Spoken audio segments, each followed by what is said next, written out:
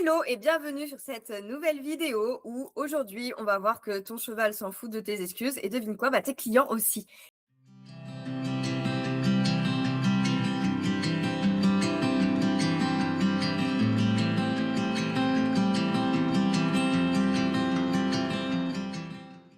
C'est vraiment ça que je voulais vraiment aujourd'hui te partager dans cette vidéo. On est 100% responsable et ça l'entrepreneuriat me le confirme aussi. Tu es 100% responsable de tes résultats et aussi bien avec ton cheval qu'avec ton entreprise. Et c'est ça en fait qui donne justement de l'expérience et qui te permet d'avancer et d'évoluer aussi bien avec ma jument qu'avec mon entreprise. Donc la première chose qu'on va voir, c'est vraiment le mythe finalement de c'est la faute de ça. C'est un truc que je retrouve énormément justement quand tu laisses la responsabilité à quelqu'un d'autre à l'extérieur.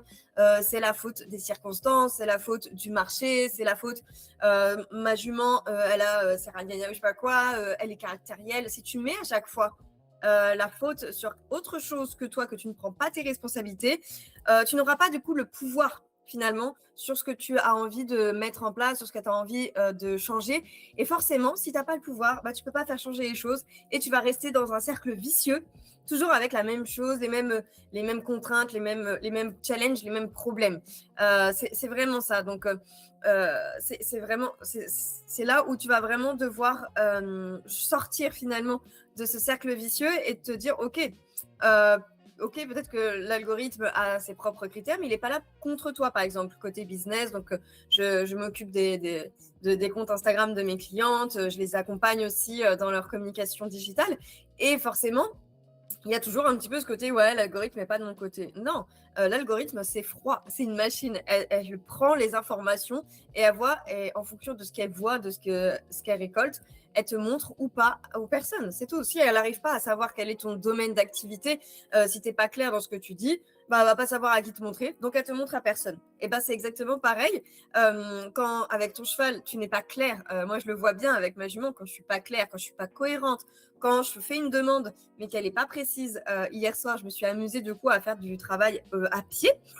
Du coup, dans ce travail à pied, vraiment, je demandais de passer par-dessus des barres, par-dessus des trucs en mousse, des trucs comme ça, de plus en plus. Puis à un moment donné, je lui ai demandé de faire un peu du déplacement latéral, donc vraiment de se déplacer sur le côté. Et je me suis retrouvée en mode, je ne savais plus comment demander, je ne savais plus exactement comment la guider. Ce qui fait que du coup, elle n'a pas compris, elle ne comprenait pas. Alors, je lui ai demandé de bouger les antérieurs, les postérieurs. Elle était un peu bloquée. Et c'est ça, en fait, le truc, c'est que du coup, elle était là, je ne comprends pas, qu'est-ce que tu veux de moi? Ce qui fait que du coup, après, elle monte en pression. Et c'est à moi, en fait, de retrouver le calme et de dire, ok, je suis d'accord avec toi. Sur ce coup-là, j'ai pas été vraiment... j'ai pas été très claire. Excuse-moi, vas-y, on va reprendre depuis le début. Voici ce que je te demande. Bouge les antérieurs, bouge les postérieurs et bouge-les en même temps. Et là, après, ok, elle a compris et elle s'est dit, ok, je comprends ce que tu veux de moi. Je le fais si j'arrive à le faire, quoi. Et c'est comme ça que tu vas pouvoir évoluer aussi bien dans ton entreprise que avec ton cheval. Donc la deuxième chose, c'est vraiment le déclic que j'ai eu à cheval. C'est vraiment qu'elle est mon miroir. Elle est mon miroir brutal, je dirais même. Parce que elle va pas négocier. Elle t'envoie vraiment un feedback totalement objectif et instantané. Donc voilà, c'est vraiment si ton cheval ne te respecte pas ou c'est vraiment que ton leadership n'est pas clair. Stop, pas plus. Il n'y a pas besoin d'aller chercher plus loin. C'est vraiment, elle peut pas mentir. Elle sait pas mentir et elle a pas envie de te mentir, de me mentir. Et forcément, moi, ça me force à changer mon énergie, mon intention, ma cohérence envers elle. Et c'est vraiment ce truc-là, en fait, de quand je travaille avec elle, si je vois qu'elle monte en pression, qu'elle comprend pas, qu'elle commence à s'agacer, qu'elle me regarde mal, tu vois, à aucun moment je me dis t'es une petite conne, tu fais chier. Enfin, même si des fois je peux me le dire, il y a encore les anciens schémas qui reviennent. Mais par contre, je me remets très rapidement en question de ok, quelle est ma part de responsabilité? En quoi je suis responsable de cette situation-là? Comment ça se fait que juste avant, elle était adorable, c'était un amour, et d'un coup, elle change de facette. Ok, à quel moment j'ai pas été claire? À quel moment mon énergie a baissé? À quel moment je suis sortie de notre relation ensemble? Tu vois, c'est ça aussi.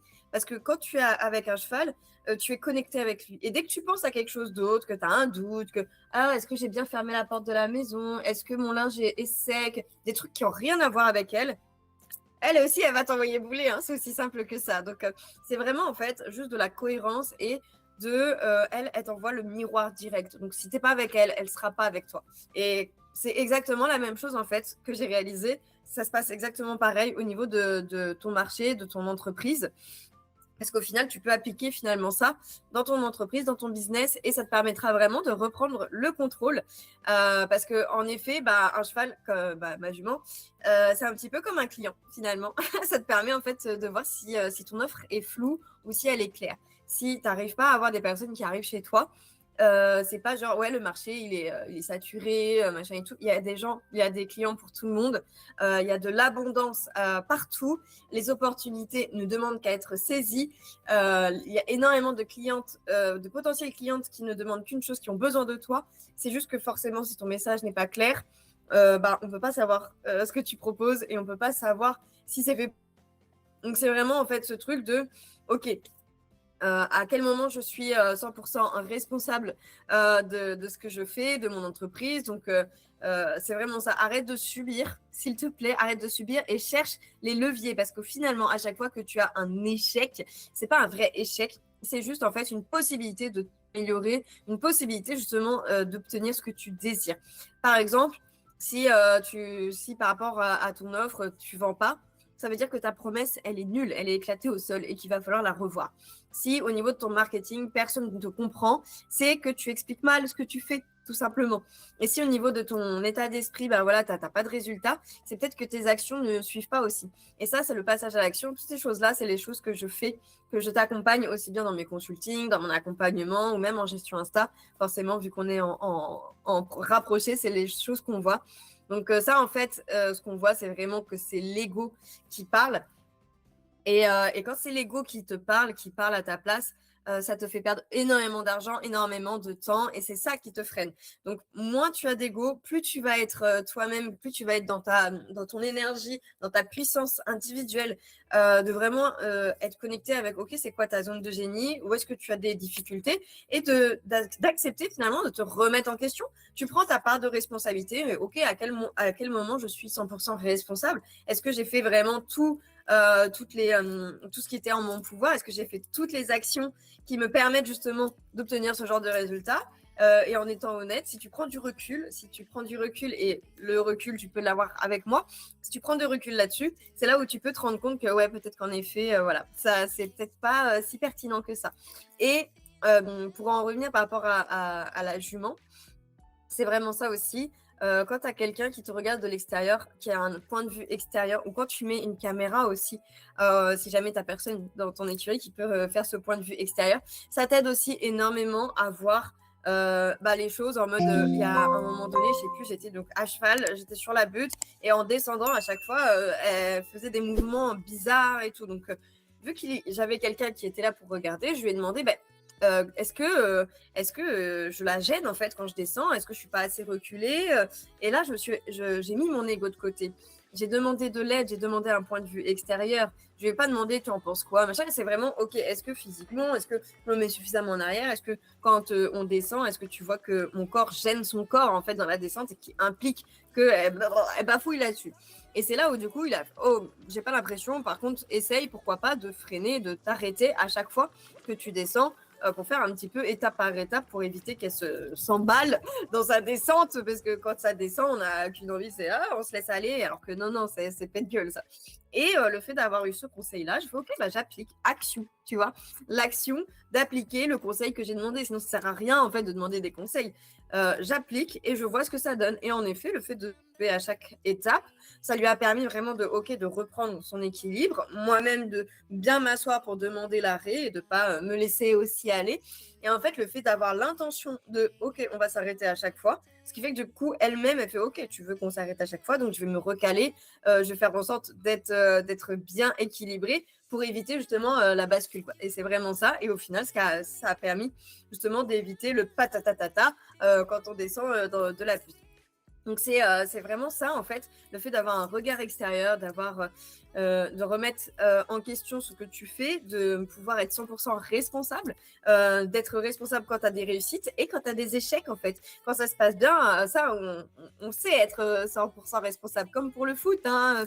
en mode ils ont perdu, on a gagné. Ça, c'est pas possible en fait. Si tu as ce genre de mentalité, barre-toi de là, quoi. C'est pas fait pour toi l'entrepreneuriat et clairement, ta relation avec ton cheval, ça va être la cata, ça c'est sûr et certain.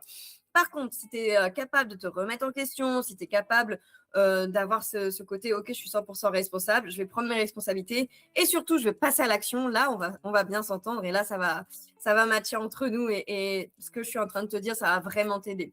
D'ailleurs, pour la peine, la petite question que tu vas pouvoir répondre en commentaire, c'est si j'étais à 100% responsable de mon résultat, qu'est-ce que je ferais différemment demain matin? Donc là, aujourd'hui, si vraiment tu te dis, OK, je suis 100% responsable de mon résultat, donc que ce soit ton entreprise, avec ton cheval, voilà, vraiment, qu'est-ce que tu ferais de différent demain matin? Et de faire une action concrète que tu vas m'écrire du coup en commentaire de cette vidéo. Par exemple, tu prends ton dernier échec, soit en business, soit avec ton cheval, et tu notes 3 choses que toi, tu contrôlais. Quelle était toi ta responsabilité dans cet échec-là? Et comme ça, on va pouvoir justement passer du mode victime à créateur d'opportunités, d'abondance, de tout ce dont tu as besoin. Si ça te va, hein. Je te souhaite en tout cas vraiment une très belle journée. N'oublie pas que ce soit avec les chevaux ou dans ton entreprise, le fait d'être 100% responsable, tu es 100% responsable, ça te rend ta puissance. Donc voilà, vraiment récupère ta pleine puissance. Je te souhaite en tout cas une très belle journée et on se retrouve la semaine prochaine pour la prochaine vidéo. Ciao!